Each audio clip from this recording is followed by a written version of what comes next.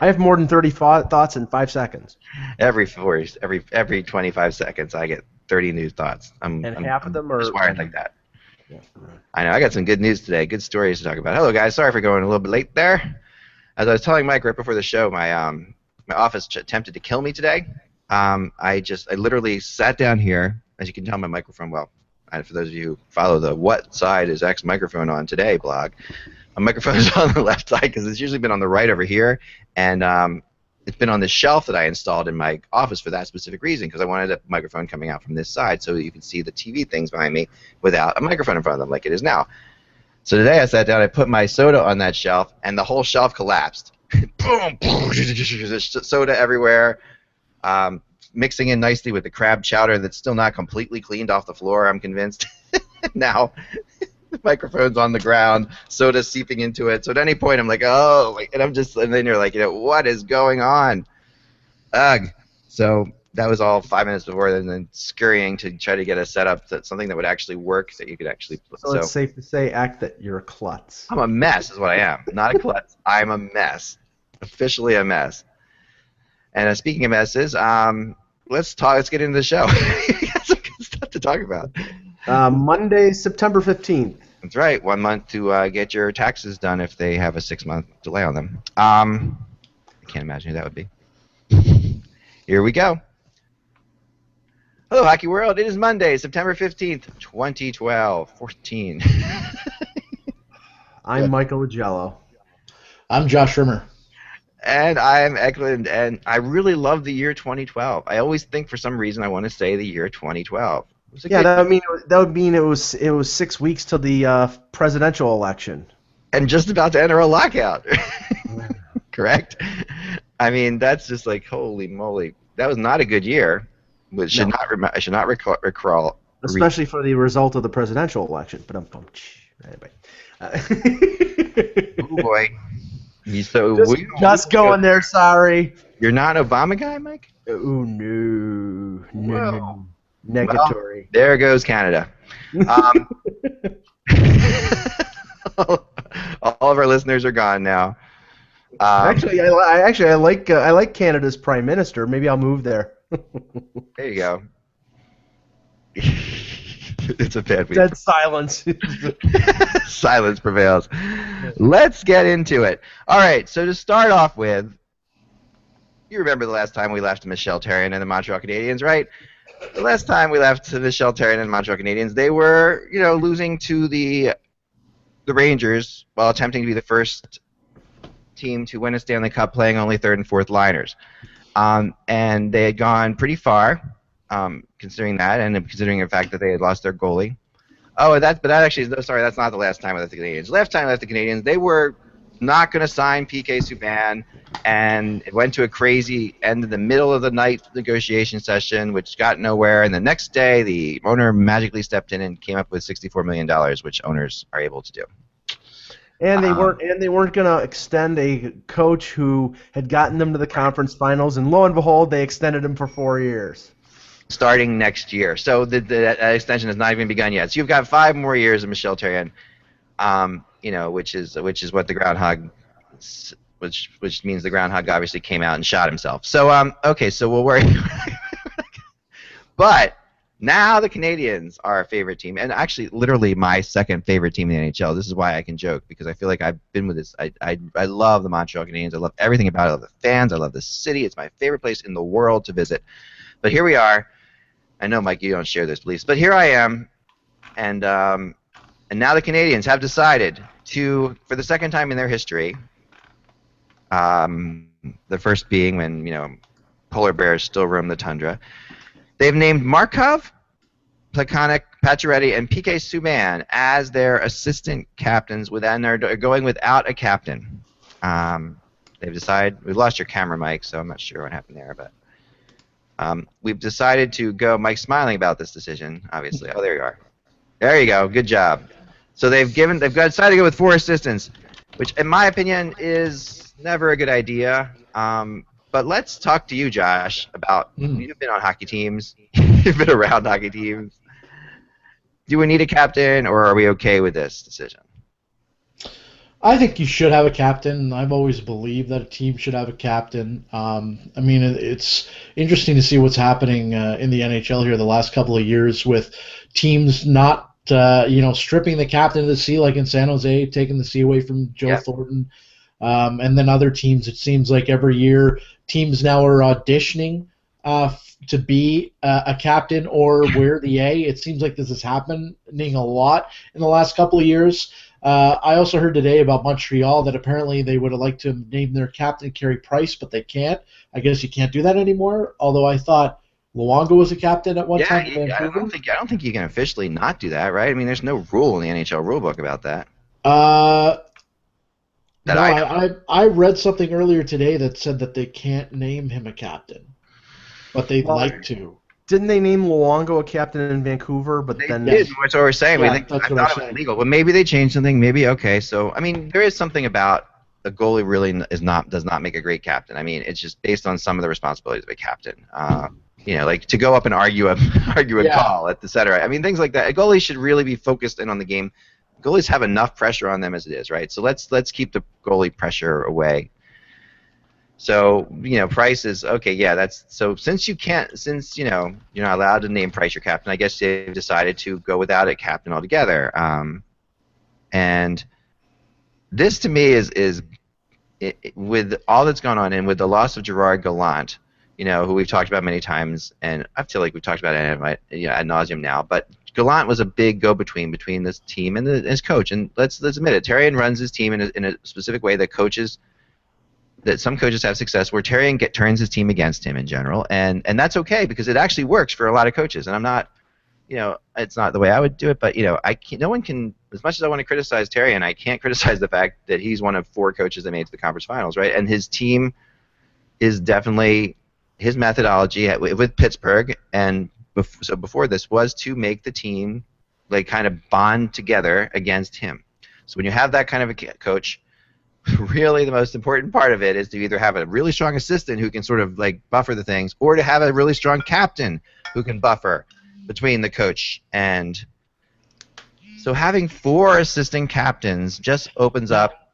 Go ahead. Now I'm looking on Twitter here, and a lot of reporters in Montreal are saying that Carey Price is the unofficial captain, but won't wear a C. That it's his room is everything I'm reading here, but they won't give him the C.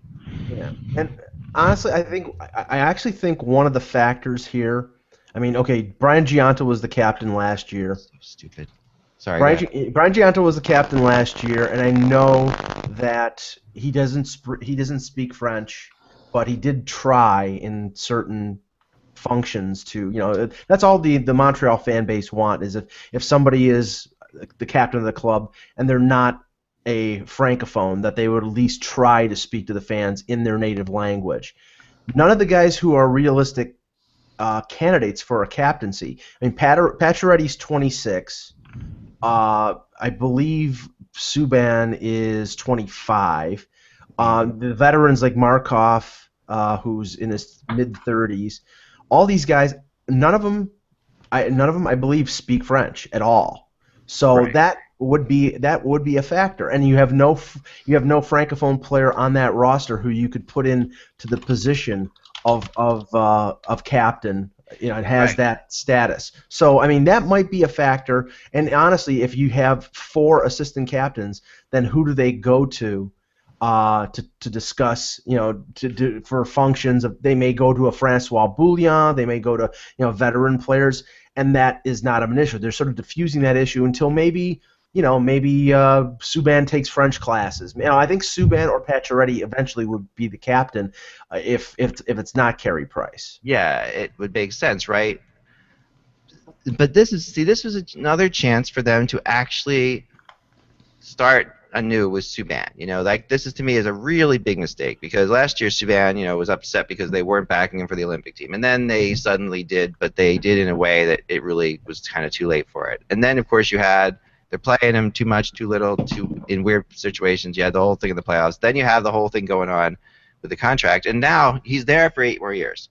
Yeah. So this is your chance to be like you are, no question. PK Subban is the captain of the Montreal Canadiens. Right. I mean, at some point in this contract, he's the captain. But whether in this landscape, whether he's there 8 years or not, that's not a certainty because big contracts can get traded. And if things sour in Montreal, I mean, right now, they love him. He's their best player. Oh yeah, no, I He's know. their star. And you know as well as I do that he doesn't get along with Michel Therrien, but Michel Therrien will be the one who gets axed if it's a battle between him and Subban because Subban's got this long-term deal. But if they go down the line another coach and he's a problem with that guy, or if that team doesn't improve, 3-4 years down the line, PK Subban might say, "Get me the hell out of here and trade me to someplace where I can win," because he'll be 28 or 29 years old and he'll want to win. So we'll see. But yeah, I mean, these are great points, Mike, and I do agree with a lot of them. I just I've seen it happen where when you have multiple captains and not one strong leader who can really mediate between the coach and the players, you end up with factions on your team, and I see this was already a team with factions on it, and this is only going to get more factioned, Yeah. and because you have 4 very different people in Markov, Plekanec, Pacioretty, and Subban. And if I've got a problem with the coach, a certain kind of problem, I'm like, all right, that sounds like Pacioretty would be better at telling Therrien that, so I'm going to go to him. All right, I got this other problem. Okay, maybe Subban can relate to that. I'm going to go to him with that. And suddenly this becomes a real quagmire. And not even suddenly, but it just really escalates into a quagmire completely. And now the captain thing is a weird thing, and this is the one thing I'll say, and Josh, you might be able to weigh in on this, because I had a really interesting discussion with a player one time. This is back when I'm going to use the Flyers as an example because I know this scenario really close. This is what happened, right? So you've got Kevin Stevens, John Stevens Stevens as their coach, right? And John Stevens names Mike Richards their captain, and Mike Richards is the captain of the Flyers. And so the way it works is the general manager names the coach, who the coach names the captains, and this is how the NHL's always worked, right? Now, what's fascinating about that is if a general manager gets fired, quite often the coach will go too, right? And the coach because the general manager named the coach. And the GM will want to bring his own guy in. Right. Yeah. When a new coach comes in, the captain doesn't go.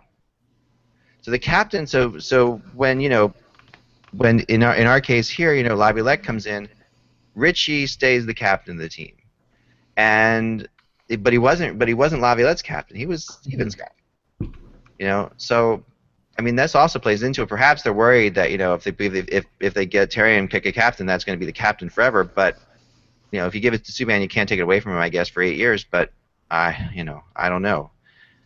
I think captains should go with coaches, Josh. That's my opinion. Yeah, I could see that. But I don't know. I mean, look in San Jose. I mean, they've had the same coach, for how long now? 5-6 years. Tom McClellan, and he switches captain 3 times. Yeah, and then again, like you said, look at San Jose. I mean, look where they are, right? Yeah, exactly. I mean, so this is not a scenario that what you need is you need a captain who can relate to your coach, because the captain does a few things that are very strange in NHL. One is they hand out the checks, which is still the funniest thing, because in this day and age of automatic deposits and everything like that, $40,000, $50,000, $100,000 checks are just handed out by the captain of the hockey team. That still goes on. I'm sure it's probably just the receipt for the deposit at this point, but they're still actually physically giving them to the players. That's the captain's job. But I mean, we are now in the day and age act that captains. I mean, Joe Thornton was stripped of the captaincy.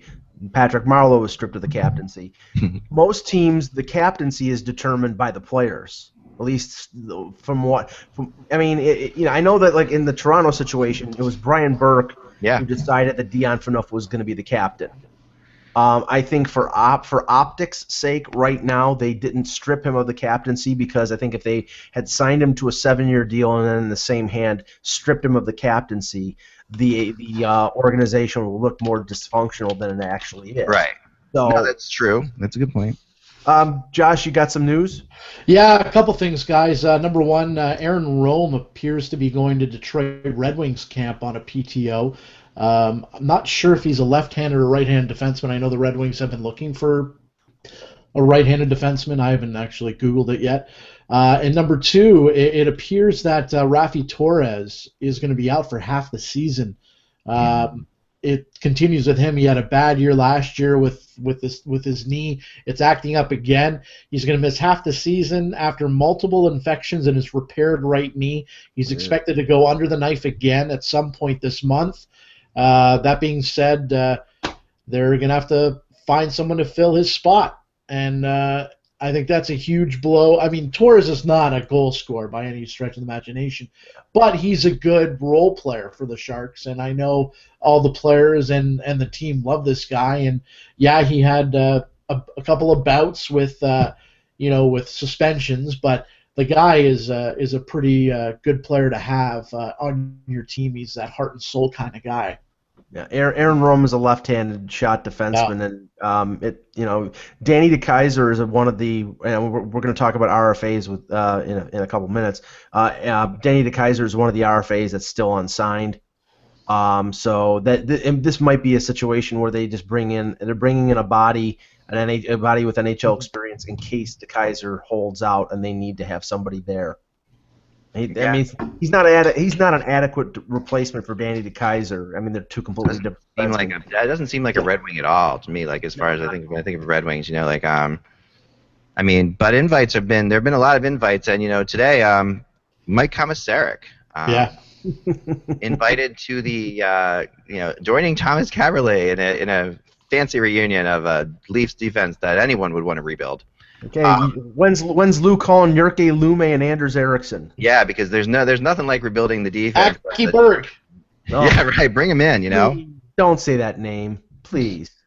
But this is the Devils, who also invited Tutu, who also invited other players. So the Devils have, Josh Brimmer broke that one. This is like a Devils team that really is living up to their Island of Misfit Toys name. They are really. I like that. They're going for it. New Jersey. I don't know what they're going for. I mean, honestly, I mean, Kaberle could be, I believe he's 37 or 38. He's lost a lot of his speed. I mean, if he does make the team, he makes him probably as a bottom pairing defenseman.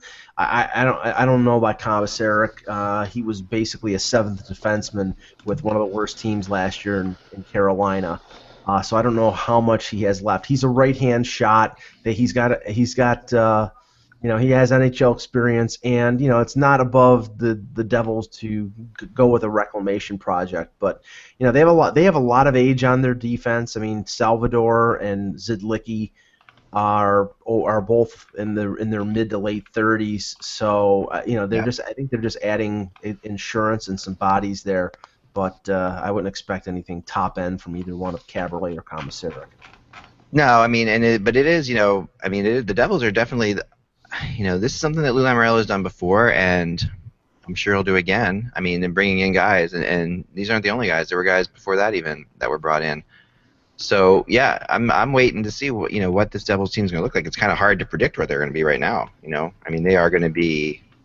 And it's a statement. It may be a statement on the, has the well run dry for New Jersey? I mean, we were always talking about, Lamoriello and David Conti, how they had that pipeline of young prospects that were always just feeding the Devils, the organization, these young bodies that would replenish that team. And now, they've had to go out and dip into free agency for guys like, Michael Ryder and sign Ryan Clough, and now this year they signed Mike Camilleri, and they have a lot of age on that team, especially up front. And on defense, really, I look at the list of their minor leaguers. I don't see anybody who's a top prospect, and the guy they drafted, I believe, fourth overall, and Adam Larson, at this point is a bust. So they're looking for depth. And I think they're looking for competition in training camp. Like I think they're looking for guys to be pushed. This is probably Lou's way of saying that some of you guys are acting a little bit comfortable. Like some of you guys are acting like this could be, you think you've got a spot made, and it's not the case yet. So yeah, there was a time when Komisarek was a very good player, no question about it. I'm not, and so was Kaberle. But and I'm actually a big fan of Komisarek. I think he's a good guy, and I just would like to see him. Josh. We were talking a few minutes ago about the captaincy and captains and going with alternates. Well, Add the Ottawa Senators to that same list as what the Right. Montreal Canadiens are doing. Brian Murray has told TSN today that the Senators may go with 3 alternates and no captain. Nice. Nice. All right. So the Canadians have that in common with the Sens. That's a team you want to be compared to this year. Well, I mean, look at that team. Do you make Erik Karlsson a captain? He doesn't strike Right. me. Oh, yes, you do. Yes. I mean, Lidstrom was a captain in Detroit. You can't say 'cause Yeah. he was Erik Karlsson. Swede, Yes. right? Simply yes. And there's been a lot of comparisons between Karlsson and Lidstrom, Yes. right? There is no reason not to make Erik Karlsson the captain. Erik Karlsson will never be traded from that team. Yeah. He's never going to go anywhere. He's a very good leader. I mean, He's a very good player. Being a good player does not mean you're a good leader. No, Matt he's a good leader. I've talked to people who say he's a good leader too. Yeah. I mean, Matt Sundin was a great player. Yeah, he was not a great leader. Yeah, I'm with you. No, I'm with you on Matt Sundin. But he was a quiet guy, and they needed to bring in guys like Gary Roberts to supplement him. Yeah. I don't know. I'm not in the room, so I can't tell you whether Erik Karlsson's a great leader or not. He's a great player. He's a Norris Trophy winner, and you're right. He'll be there for a decade. But maybe they think it's too early in his career to be a captain. Maybe remember Alfie was a captain, and he's Swede. Yeah. I'm not saying it has anything to do with being a Swede. I'm just saying. You are, Mike. You're saying you don't think so. That's You're exactly what you're saying. Don Cherry Jr.'s podcast. First the Obama thing, now Swedes not being captains. Yeah, Mike, there you go. No, you're just saying. No, I know you're not. But I have talked to people in that locker room. I've been in the locker room and talking to players after games, and I do get the impression that Karlsson is a more than adequate leader. Like I'm not there when they have their private moments, but I do know that he's part of. Let's admit this, okay? Part of being a captain in hockey is that you're a good player. It is just a part of it. You have to be a good player, and when captains aren't good players, they're ineffective as captains, and that's the way the NHL works. Whether that's right or wrong, and part of that is the Canadian humility, which is actually something that I've always admired about Canada, is that when you're playing well, you can talk, but when a player's not playing well, he will shut up and not talk. So if your captain shuts up and doesn't talk, then you're kind of without a captain. So I think that, but there's no questioning, Karlsson as far as a player goes. I mean, he's always going to be good, and he's always going to be solid. Maybe maybe it is a Swedish thing. I mean, honestly, I am really surprised, and maybe he doesn't want to, or maybe think he's too long in the tooth. I'm surprised that they didn't either name Chris Phillips or they didn't name Chris Neal as the captain. Chris Phillips would make a ton of sense, and that's who I thought was going to be named captain too, for the short term. Because Chris Phillips is short term, and if you really think Karlsson isn't ready, that's the guy you go with. Right. As Phillips is definitely, I mean, he's been through the wars for them, and he's a solid individual too, really good person, and really well respected among everybody. But then again, if his game's slipping, he's the kind of player who might not be comfortable playing the captain spot if his game's slipping. I'm not saying it is slipping, but I mean, that can be trouble when you have like a team like Buffalo a few years ago brought in Craig Rivet from San Jose and made him the captain, and he was at the tail end of his career, and at the point that he was at Buffalo, I think one year he was a bottom 6 guy, and then the next year your captain was basically a seventh defenseman, but they were forced to play him because he was the captain. Yes, and that's a problem. That happens. That does, but obviously it's not going to happen with Karlsson. I mean, Gardner brings up Andrew Ferentz in the Ryan Gardner brings up Andrew Ferentz in the chat room as he's probably the 4th best defenseman on the team, and he's their captain. But then again, Andrew Ferentz probably went to Edmonton because he's going to be a coach someday. Andrew Ferentz is one of the smartest hockey players in the world. I mean, he's beyond, he's sort of an exception to the rule because he is so friggin' intelligent and such a good leader. I mean, he's no question, if I was to do a wacky prediction that Andrew Ferentz is the next head coach of the Edmonton Oilers, it wouldn't be it wouldn't blow my mind if that happened. So when Andrew Ferentz was signed as a free agent, he was the Edmonton Oilers' best defenseman, which is a sad state for the Edmonton Oilers. True. Okay. True. What else, Josh? Well, a couple things. Number one, in Elliot Friedman's 30 Thoughts, he brings up once again what we've talked about a few times on this show, and that's Mike Babcock's future in the NHL. And he goes on to talk about how one of the one of the main questions is if someone out there is going to offer him a Patrick Waugh style position with a personnel control like a VP of hockey operations, if that's what would get Mike Babcock to jump ship. And again, we've heard the speculation that Toronto's interested in bringing him in if Carlisle fails once again this year. Is that something the Maple Leafs would do? Would they give him a VP of hockey operations? I don't think. Do they have a VP of hockey operations, Mike? I believe it's Dave Nonis. They're always so understaffed in Toronto. Yeah. I mean, the president of hockey operations. Like 7 VPs of hockey operations. There. Go ahead, Mike. The president of hockey operations was Burke. When Burke was fired, Nonis was general manager and VP of hockey operations. Now Shanahan is the president of hockey operations. Right. So everything runs through him. I mean, Nonis still is general manager, still is VP of hockey operations, but Shanahan is the boss. So and honestly, I think if Carlisle fails, Nonis's head is probably on the chopping block as well. So if their end game is to bring in Babcock, which I don't know if that's the case. I mean, I've heard as many. Is it a smart move though? Do you think Babcock's ready to be a VP of hockey operations as well as head coach? Sure. I think it's a title. I think that's a title, and basically what they would do, because right now the current Maple Leaf structure is you have Kyle Dubas and Brandon Pridham as your assistant general managers who don't have a lot of experience. They would probably bring in some support structure as well if that happens down the road, because I don't think Brendan Shanahan wants to be the go-to guy for every hockey question. Yeah, I mean, to me, this reminds me so much of Burke, right? When he was in Anaheim, this whole thing. It doesn't remind you of that? Like, we heard about Brian Burke to Toronto for like 2 years before it happened, when he was in Anaheim, and this Babcock to Toronto thing just reminds me of that. Whether or not it happens or not, I don't know, but it just feels strikingly similar. And we do have some Leaf news, by the way. Yes. Former Philadelphia Flyer Cal Heater is skating with the Leafs informally today. He could be the third goalie option at camp for the Leafs. Cal Heater, yeah, a fan, big-time fan for the, Adirondack Phantom last year. Or not last year, was he last year? I guess he was. No. Yeah, I mean, Heater's a good goalie. He's be okay. I mean, he's a backup, no question about it. Backup.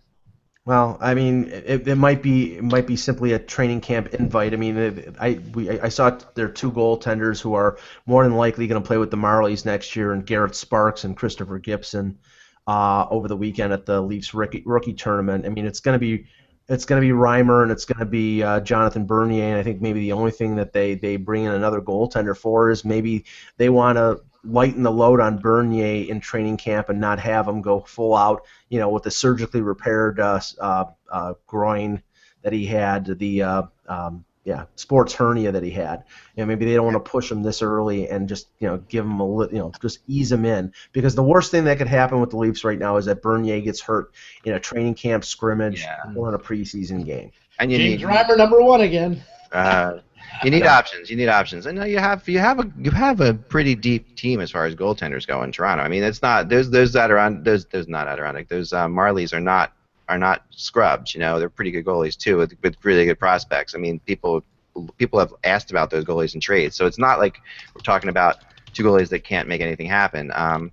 Gary Vandekar in our locker room, what do you call it? Our chat room, locker room, brings up a really good point that he says Shanahan and Babcock don't get along, and I can't see Babs going to the Leafs. There is history with Shanahan and Babcock. I don't know how much of it they don't get along. Actually, I don't really remember that. I thought they were friends. I don't remember it being a problem, but there is history, obviously. I mean, again, I only can tell you what I have heard. I could find out. Shanahan left the second year that Babcock was in Detroit. He went via free agency. Yeah.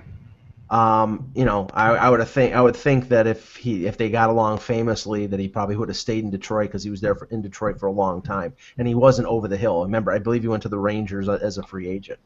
So I mean, that doesn't mean that they couldn't work together. And the resume of Babcock with winning 2 gold medals and a Stanley Cup with Detroit, he would be the best coach out there in a in a job search if they do fire Randy Carlyle. But I still think Carlyle has a chance to survive. If they make the playoffs, I think Carlyle will be there for another year. I do too. I do too. I actually think Carlyle could survive and Nonis could not. I think that's possible too. I think in a weird, it's rare that you see that, but in this one instance, I think that it's kind of like the Shiro Bilesma thing to a degree, where if when Shiro gets fired, everyone assumes Bilesma would get fired, but in a way, Bilesma was probably the best candidate, and eventually, yeah, they did fire him. But when you think about it, that just wasn't handled well, in my opinion. So.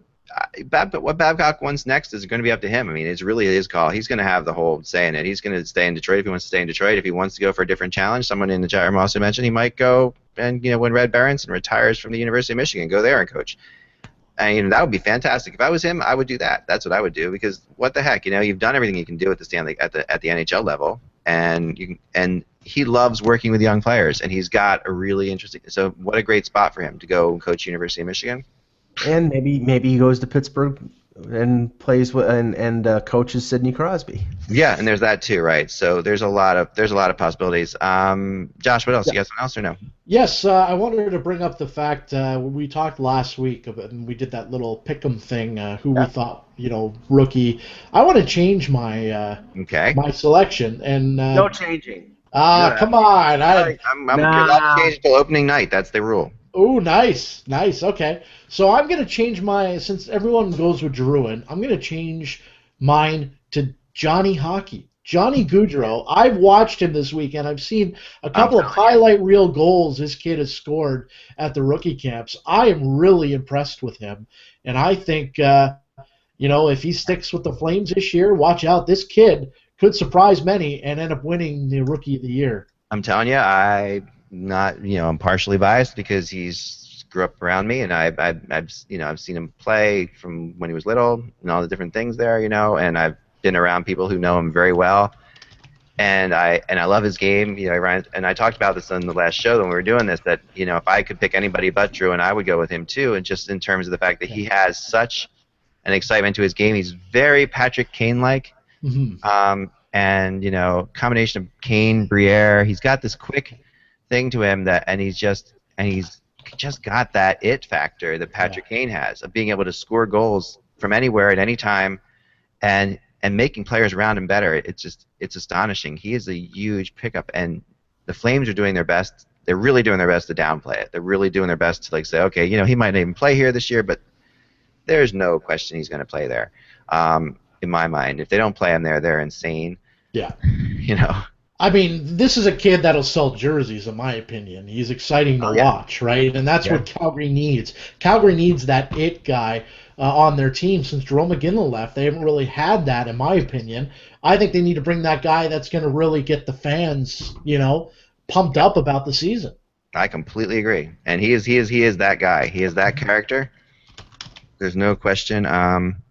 Interesting article that came out in that I wanted to bring up from. I think this is Randy Miller. I wanted to say wrote this one. Oh, man, I should have figured out who wrote this. It's actually the article is on Pro Hockey Talk by Ryan Dadone, but where he basically talks about Ed Snyder saying Bobrovsky told the Flyers he would never resign with them.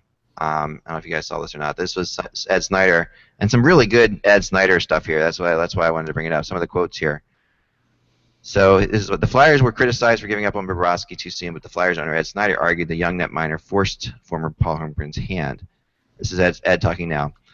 Not only did we make a mistake on the long-term contract to Brizgala, but Bobrovsky's a young guy, and he told Paul, as soon as my contract's out, I'm out of here.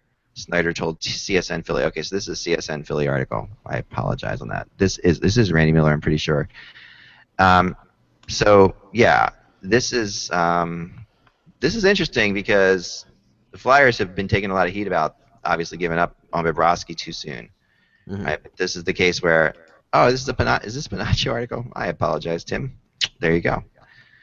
But it was just a situation where they liked Bobrovsky in Philly, but I'll tell you that I can't help but feel this a little bit revisionist too, because just at the time, what I remember about Bobrovsky's problem in Philly was mainly the fact that he in the playoffs couldn't get it done, and was just a mess. Was like a psychological mess in the playoffs.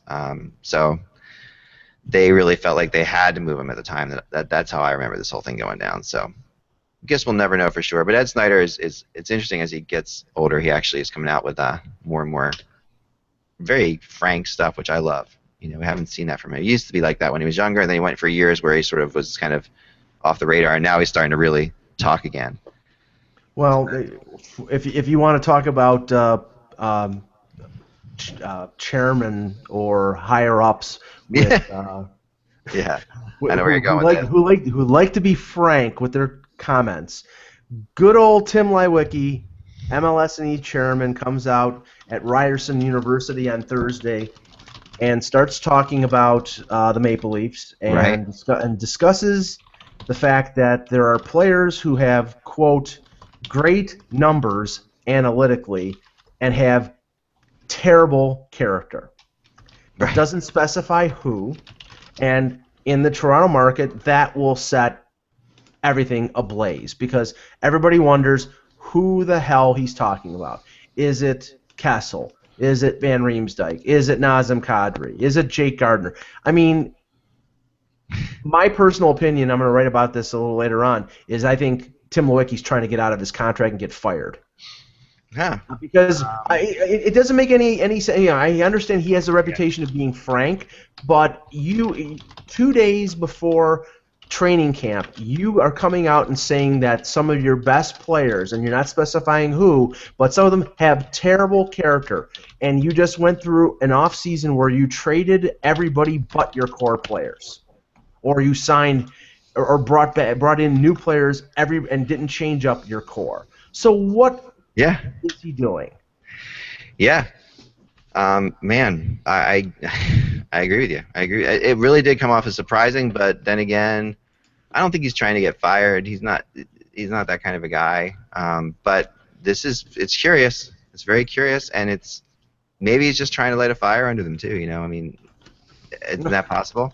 Well, I mean, okay, and just because I want to get the quote completely accurate, there are players in our organization today whose numbers are off the charts good and whose character is just terrible.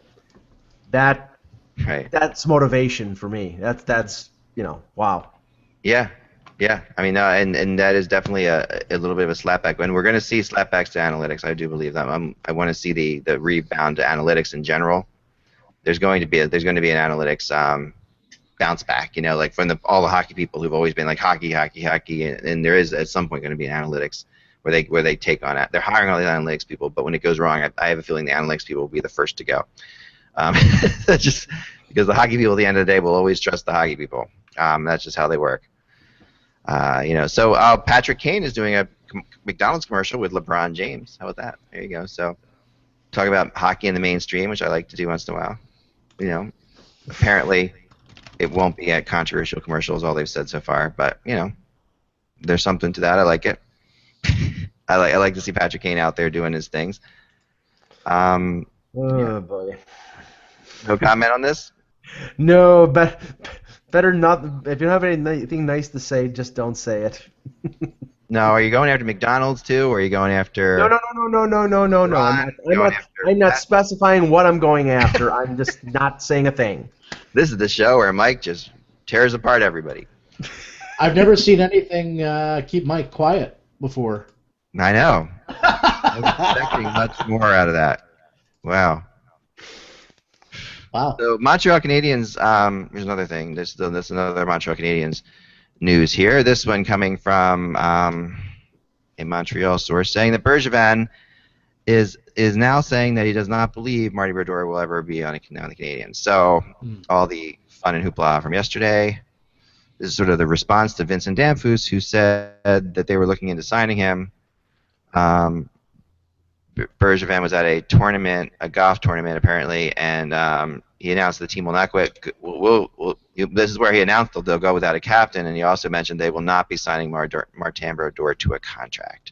Yeah, I could never add it up. I mean, I know that Budai, they undercut their confidence in him, or at least overtly by going with Tokarski in the playoffs. But Budaj is still a quality NHL backup, and he's being paid, I believe, over $2 million. So good luck trying to move that. And if you try to send him down to the minors and play Tokarski in the NHL, you probably have to eat $1 million of that contract. So it made no sense. I mean, I agree with what you've said in the past, which Brodeur is going to be waiting around for somebody to drop. For some goaltender to be injured, and that might be his opportunity. But I continue to say if that doesn't happen and he doesn't see a job open by November, he will retire because I think the writing will be on the wall. Yeah, it's very possible. I mean, and he's going to end up with the Devils. We all know this. He's going to work for the Devils. He's going to be a Devil for life. He knows that already. He just wants a shot at some more, one more shot in the league, and I think that's good. I think that's. Yeah, I mean, hey, great players. They always, all players think that they can continue to play. It's not usually up to them to determine it. In this instance, since he's an unrestricted free agent and as a, no doubt first ballot Hall of Fame guy, I don't begrudge him his opportunity to go out and see if he can find a job. I just don't think, based on last year where he was diminishing at the end of the year, and and rightly so, his ego, and I'm not saying this in a negative connotation, but his ego as a preeminent goaltender, as an Olympic gold medalist and a Stanley Cup champion, he wants to be the number one goaltender. Yeah. He doesn't want to go anywhere and be a backup. I understand that, but I just don't think he's an NHL number one goaltender any longer. I don't think he is either. But I just have a feeling that he's gonna return to the NHL, and I think it's gonna be who knows if someone gets hurt or not. But and it could be in Minnesota where they still have not been able to sign their backup at this point, and that's still looking like a weird situation. So, or their third string, but depending on what you think Darcy Kemper is. So, I think he might be their starter this year. So, the Wild are definitely a team that's goalie situation is going to be fluid to say the least. And then here's a good line from Craig McTavish. I don't know if you saw this or not, but Craig McTavish just says his here's the quote. When he's talking about on Dallas Eakins, he says, "I'll say this for Dallas: quite incredible the way he kept it together in his first year head coach in an incredibly difficult set of circumstances, and to come through a season like that with his integrity and his sanity, as rationally as he did, was a real testament and tribute to his character." And he says, he basically says, "Last year was such a debacle from start to finish in so many ways that we are sure it's going to go. We're sure things are going to go better. It's just a measure of how much. In other words, it can't get worse." So, ringing words from Craig McTavish there. Ringing endorsements, and I honestly, Edmonton fans, I have all the sympathy in the world for you. They have that team has a lot of talent, but I think that the ingredients that are on that team, their draft strategy over the last 3 or 4 years, and I continue to say this, they have the same type of player, right? And they continually drafted the small, the quick, the skilled. Didn't draft big wingers to complement those skilled players. Didn't draft defensemen. You can go back to Yakupov and Ryan Murray. I mean, that team, the concept of putting a team together was not followed by Steve Tambellini and now, Craig McTavish. And, they have a lot of talent, but I really don't think that group, I don't think that Nikita Nikitin and Mark Fane being added to the defense is going to make that team significantly better. And, I think it would be a mistake to fire Dallas Eakins after 2 years because I think he's a good coach. I've seen him work with players, and he is a good coach. But that roster just is dysfunctional. Yeah. And it needs a clean sweep of things. And yet, they do have talent there. They have stuff they can.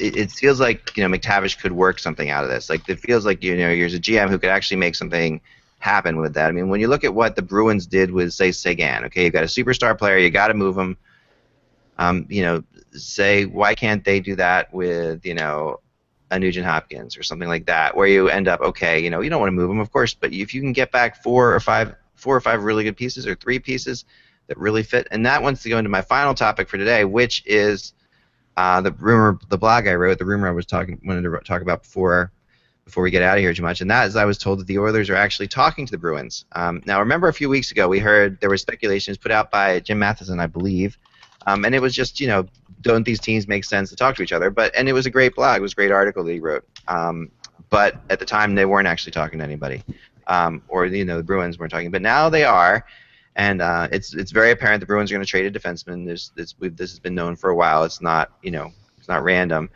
but with Torrey Krug's not signed yet, that's a big deal in Boston, and you still have Johnny Boychuk. But what I was told was, even though those two players have been discussed, the main player that the Oilers want is Joe Morrow, who was picked up in the trade from Dallas, part of the Sagan deal, and played in the AHL last year, I believe, most of the season. Played some time with the big club, but was very impressive for the Bruins in Providence, the Providence Bruins last year. And Joe Morrow is the guy the Oilers would like. And if you're the Bruins, I'm not sure where you go with this. Morrow probably is their seventh defenseman. At one point, yeah, you got him. He's got a lot of talent. If he's got a lot of value, and you can get something for your seventh defenseman, you got to think about it. You got to consider it. I think Boychuk is not.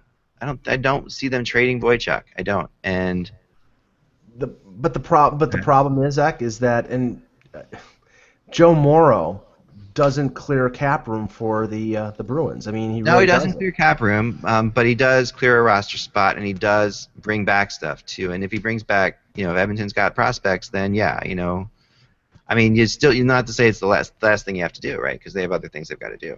But yeah, if there's a body moved, right now the Bruins, once Mark Savard is put on long-term injury at the beginning of the season, then that opens up $4 million of cap room. They still have Riley Smith and Torrey Krug unsigned.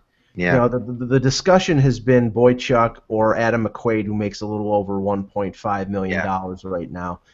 They have some young defensemen, like you said, Morrow, Kevin Miller, and Krug as well. So I think they have enough bodies there to get through the year. Boychuk is a UFA at the end of the year. He's making $3.3 million. I think he's a solid defenseman, but he's starting to slow a little bit, and I don't know if that would be somebody that would really fit with what Edmonton wants. Yeah, you kind of hit the nail on the head there. At least according to the people I've been talking to, it is about what Edmonton wants right now, and that is Morrow, in my mind, or at least what they've been saying. And maybe he's the enticement. Maybe it's we will trade you this guy to clear space. We'll trade you Chris Kelly, who's making $3 million, and we'll give you the guy that you want in Morrow. Right. That could happen. But we don't know whether it's we continue to hear Yakupov, and I have a tough time imagining Yakupov as a Bruin. Yeah. Yes and no. Yes, more than no, but on the Bruins, he wouldn't have to be much, more than what he is, and that could work out for him. It kind of reminds me a little bit of Take the heat off, or something like that, like a player who spent some time, or Zhamnov played some time with Boston. Yeah, Zhamnov played for Boston. Yeah, I remember. To me, that's sort of. What do you have, Josh? Before we go. One other thing in 30 thoughts on the contract negotiations with Ryan Johansson. They are this is from Elliot Friedman. They are $2 to $3 million apart on a short-term bridge deal and weren't in the same universe during long-term discussions. It's believed that Columbus is willing to go a touch over $4 million at the highest, while Johansson's agent is asking for $6 million-ish, down from where things started.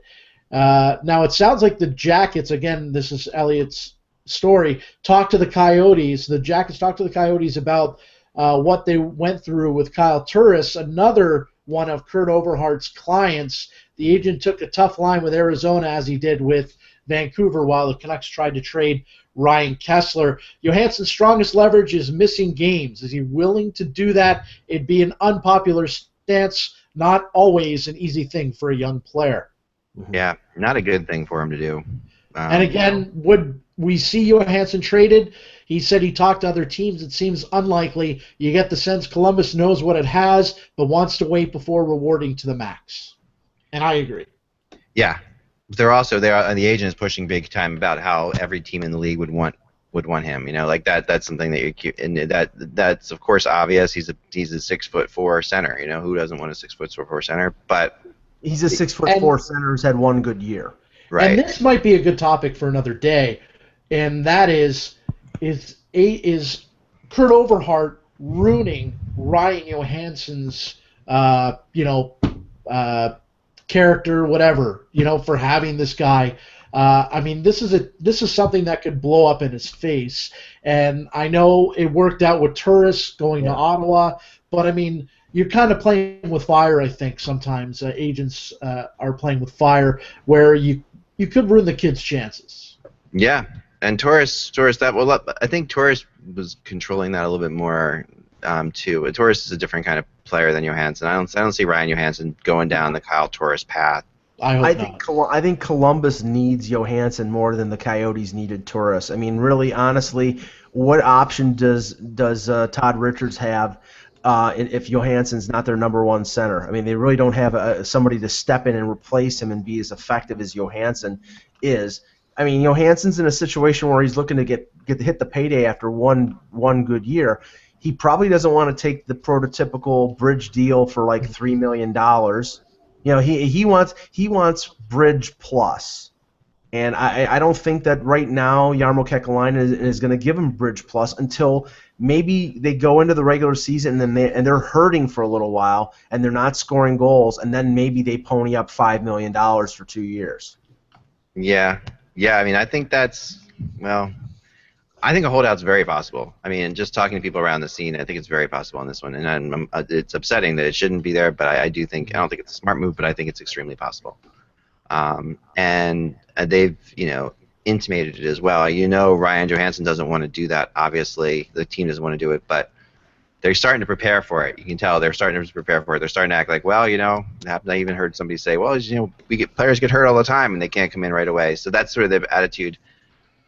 And it goes along with, what we talked about before, Josh, is that the Jackets really need to get themselves a good start this year. And, that's been so vital to this team, and that's kept this team back in the past, is that they're a bad starting team, at least have been for the last couple of years. And that's why Overhart is doing what he's doing, because he's got them between a rock and a hard place. If they don't have that good start. Yeah, but I think he's overvaluing Johansson's value to that start. Like, I think it's important, but I don't think it's vital. I think that the Jackets have more talent than they've ever had before, so they can survive. When they lost Wisniewski that one year at the start of the year, that really affected them because they needed him in the lineup, and they went hot. They went crazy to sign him, and that was a big issue. They can survive without Johansson in the lineup for a couple months, and it's not going to be good for Johansson. It's not going to be good for the team, and it's inevitably not good for the whole situation. But it's not going to be anything more than a bridge deal. I'm telling you, they're not going to go beyond a bridge deal. They are, and I think Johansson will at some point sign a bridge deal. Yeah. It's not the term, it's the amount. Yeah. It's strictly the amount. This is PK Subban all over again. I mean, in terms of the two sides going eyeball to eyeball, and they're just waiting for whoever is going to blink. I could see a 1 year deal getting up there.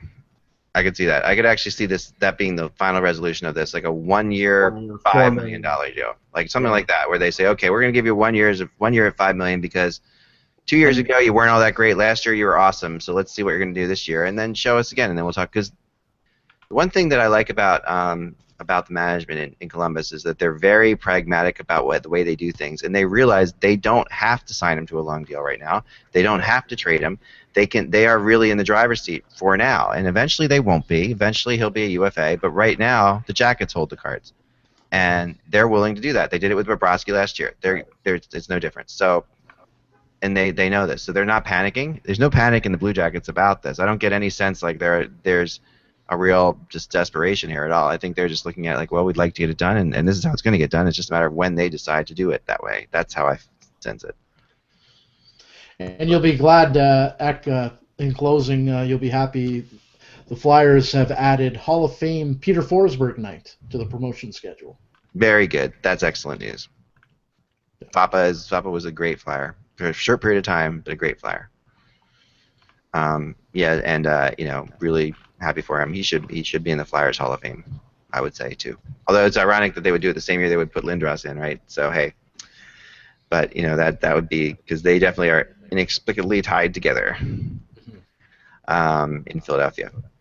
So and that's December 16th, by the way. December 16th. Excellent. Mark your calendars.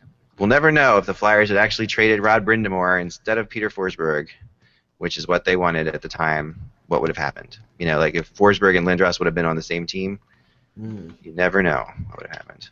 Forsberg is the number 2 behind Lindros. Wow. Yep, they would have gone Lindros, Forsberg. Yep. So that would have been very similar to Sakic Forsberg in some ways. Yep. All right, guys, that's all the time we have for today. Wonderful. Thanks for all joining us in the chat room. Thanks for continuing to download it. It really means a lot to us. The views on this webcast have been amazing throughout the summer. It's really exciting. I mean, we're at rookie camps now. We're seeing rookies line up. I'm going to a rookie camp game tomorrow. I mean, there's a whole bunch of great things happening here, and honestly, I couldn't be happier for the way this podcast has gone. So thanks for your support and keep on coming. We'll be back tomorrow, 1 o'clock, I believe. 1 o'clock is the time. Might change, but I'm pretty sure it's going to be 1 o'clock tomorrow. I'll let you know for sure. I'm looking into some things on certain scheduling things, but for the most part, it's always 1 o'clock. You can follow Josh at Josh Rimmer Hockey on Twitter, and you can follow Mike at Mike in Buffalo on Twitter, and make sure you do that because both those guys are tweeting fools. No, we're just fools. No, and you get a lot of Josh has some really fascinating stuff last week. He did a great job with all the NHL. PTOs. Yeah. That was NHL HBO stuff. Was amazing. The stuff coming out of there. So remember to follow them. No, I said PTO. The PTOs. No, I thought the whole PTO, HBO. By the way, it's just an ending. Yes. Definitely giving Josh credit for that, but the Scott Burnside from ESPN came out this morning and reported that the NHL will be going to the Epix cable channel for their 4-part documentary for the Winter Classic and for another of the stadium series. I think it was San Jose and LA. Epix is a new cable network in the U.S. Apparently, we don't get it. Yeah, no, but I believe it will be also it'll be on Sportsnet. They'll have some sort of agreement, but that's apparently what the plan is. For sure. And gotcha. Russ Greenberg, who produced 24/7 on HBO, will be involved in the production of 24/7. So it sounds like it'll get the same treatment, and that actually will mean that we'll still get our swear words, Zach. So that's why Epix is trending at number 2 on Twitter right now. Yeah. There you go. This reminds me of OLN in the past, or in the U.S. or what was it? The old was it Sports? Was it Sportsnet US? Remember that whole thing? What was that whole thing? But way before OLN, like when the NHL took away from ESPN and went to another network before that, or where they were. Sports Channel America. Don't forget America. Thank you. Yes. Don't forget Versus as well. Well, Versus was OLN originally. OLN was the Outdoor Life Network. Yeah. Outdoor Life Network, which still exists in some parts of this country. Because the big thing about the Outdoor Life Network is hunting. Lots of hunting. Tons of killing animals. Yes, we can watch moose hunting at 4 o'clock Eastern time. Right, and then later the Penguins will play the Flyers. That's what it was like, just killing things as a sport. That was wonderful. Bow hunting 101. Yes, killing things. Starring Ted Nugent. Right. Oh, don't get me started there. All right. Here we go. Remember, guys, without the buzz, it is just hockey. Talk to you soon. See you tomorrow. When Michael say.